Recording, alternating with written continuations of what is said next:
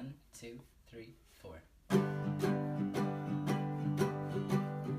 There are times I wonder if I'm really alone. There are times I wonder if I'm true. There are times when I feel alone and I'm full roam. There are times I feel alone with you. You are enough of you. And there's always a love for you.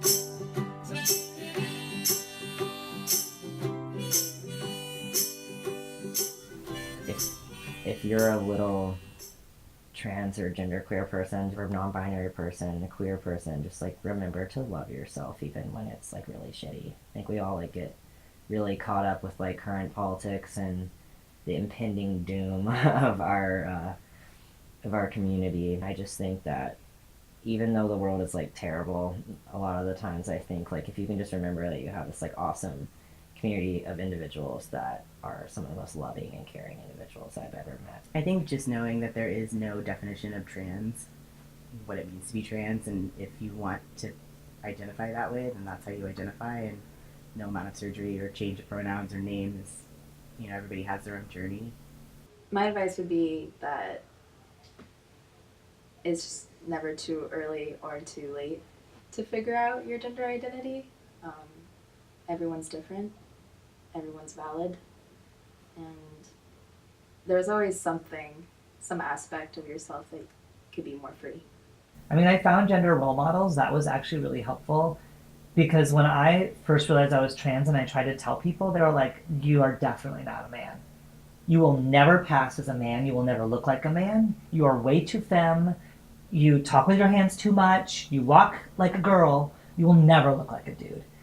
So for me, I had to hold really strong to what I knew to be true inside. They always tell you, like, it gets better. Like, that was the thing. Like, after I graduated high school, it was like, oh, it gets better. And it's like, oh, it's kind of gotten worse. But actually, it does get better. But you have to be the change to make it get better. You can't go through this world if you don't have self-love and if you don't care for yourself. And I think having a counselor is the most beneficial thing that I've ever done for myself, that I've ever bought myself.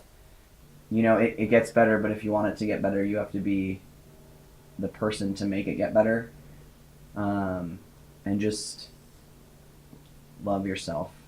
I wouldn't have transitioned if it wasn't for stuff like this.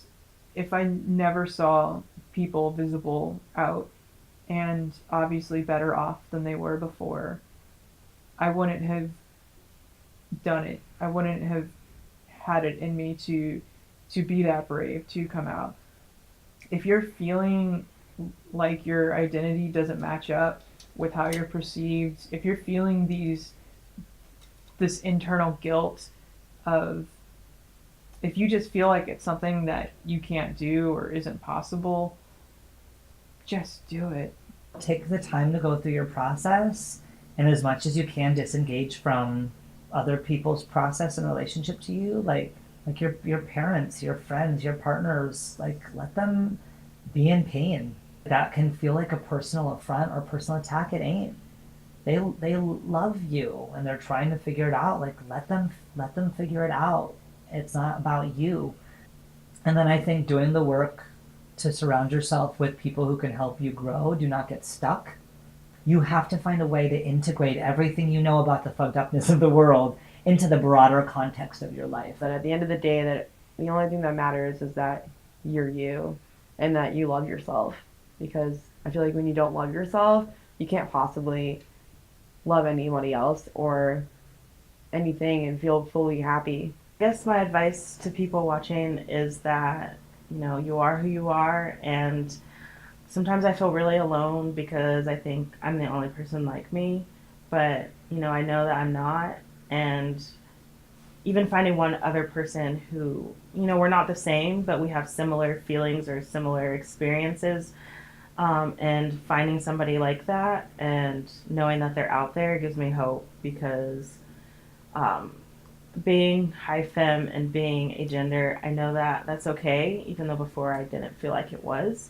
And coming to that realization has made me more comfortable as a person.